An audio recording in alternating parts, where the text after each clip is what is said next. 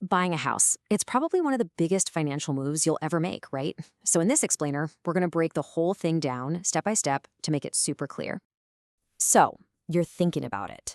Maybe you're already scrolling through listings late at night, daydreaming about what color you'd paint the living room.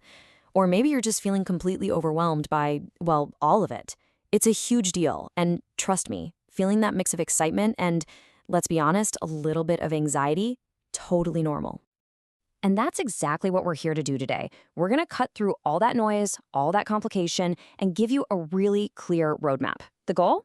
To help you walk into this thing with total confidence. All right, here's the game plan. We'll kick things off with getting your finances ready. Then we'll dive into how to actually finance the home. After that, the fun part, the hunt and making an offer. Then we get into the nitty-gritty of inspections and appraisals. And finally, we'll talk about closing the deal and what comes next. Let's jump in. Okay, first things first. We have to start with a serious gut check. I mean, before you even think about visiting an open house, you've got to look in the mirror and see where you stand financially. This, right here, is probably the most important step of the entire journey. And this is where you've got to be brutally honest with yourself. I'm talking a hard look at your income, your expenses, any debts you're carrying, and yeah, how stable is your job right now? Now, your credit score. This is huge. Lenders are typically looking for a 620 or higher. And the better your score, the better your interest rate's going to be, which could literally save you thousands and thousands of dollars over the life of the loan. And remember, this isn't just about getting the bank to say yes. It's about making sure this huge purchase doesn't totally derail your other big life goals, like, actually being able to retire someday. All right, you're going to hear this acronym all the time. PITI.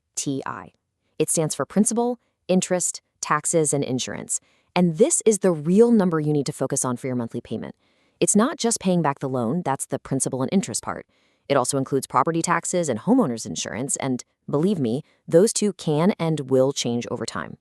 Okay, so to give you a sense of scale, the average or mean home price in the US is just over $360,000. But, and this is a big but, that number is just a starting point. Because as you're about to see, where you live changes everything. And wow, just look at this. The difference location makes is just dramatic. That national average we just talked about, well, in a state like Mississippi, you're looking at an average price well below that. But then you look at California, where the average is over $750,000. This just goes to show why your budget has to be completely grounded in what's happening in your local market. It's a whole different ballgame depending on your zip code. Okay, so you've taken a hard look at your finances. You know where you stand. Now it's time to start assembling your team and getting the tools you need to actually have some buying power and make a serious offer. When it comes to loans, you've definitely got options. Conventional loans are the most common for folks with good to great credit. Then you have FHA loans, which are backed by the government. They're designed to help people get into homes, even if their credit score isn't perfect. And for our military service members, veterans, and their spouses, there are VA loans, an absolutely incredible benefit that often lets you buy a home with zero, yes, zero money down. Listen up, because this right here is your golden ticket. It's called a pre-approval, and it's not just some rough estimate. It's a letter from a lender saying, yes, we're willing to lend you this much money. When you show this to a seller, it proves you're a serious, qualified buyer, and that gives you a massive advantage, especially in a competitive market. Just keep in mind, they don't last forever. They're usually only good for 60 to 90 days. I cannot stress this enough. Do not underestimate the power of a great real estate agent. They do so much more than just unlock doors for you. They are your advocate, your negotiator, and your guide through a literal mountain of paperwork and deadlines. Finding the right one is crucial, so choose wisely. All right, your finances are squared away, you've got your team in place. Now it's time for the really exciting part, the hunt. This is where you go from a wish list to, hopefully, a winning bid. Okay, before you get totally swept off your feet by a gorgeous kitchen with a waterfall island, just take a breath. Let's talk wants versus needs. What do you absolutely need? Like a certain number of bedrooms for your family, or being in a specific school district. And then, what do you want? The swimming pool, the home office, the big backyard. Getting clear on this distinction is going to keep your search focused and, frankly, a lot more realistic. Making a strong offer isn't just about throwing out the highest number. A smart offer is based on a comparative market analysis, or CMA. That just means looking at what similar homes in the area have recently sold for. And crucially, your offer should include contingencies, Think of these as your safety nets. An inspection contingency, for example, lets you back out if the inspector finds some huge, expensive problem. These are here to protect you. Your offer was accepted. Yes, congratulations. But hold off on popping the champagne just yet. Now comes what's called the due diligence phase. This is where you do your homework to make sure the house is really what it seems to be. This is a big one. For a few $100, a professional inspector will go through that house with a fine-toothed comb. They're looking for any major issues. We're talking a cracked foundation, faulty wiring, a roof that's about to go. This step is, in my opinion, non-negotiable. It is your single best defense against accidentally buying a total money pit. Next up is the appraisal.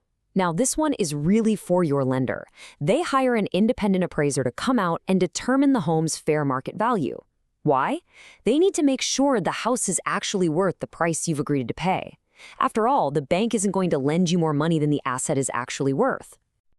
And here's another must-have that your lender will require: homeowner's insurance. You absolutely have to get a policy in place before you can close the deal.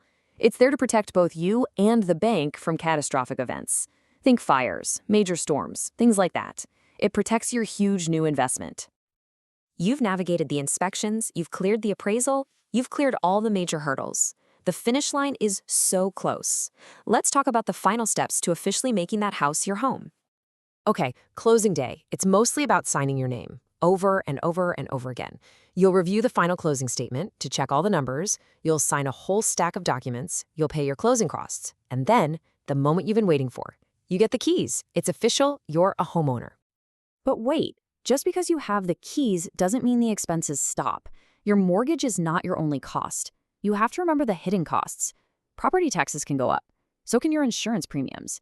You might have HOA fees, and stuff is gonna break. It's just a fact of life. A leaky roof, a water heater that gives up. That's why having a separate emergency fund just for your home isn't just a good idea, it's absolutely essential. And this really just sums it all up so well. I mean, homeownership is a huge, complicated journey, no doubt. But when you approach it with the right preparation and the right mindset, the reward is a gift that truly does keep on giving for years and years. So as we wrap this up, I'll leave you with this question to think about. At the end of the day, what's the difference between a dream home and a financial nightmare? It all comes down to the homework you do right at the beginning. Have you truly accounted for all the costs, not just for today, but for the future? Because the answer to that question will define your entire homeownership experience.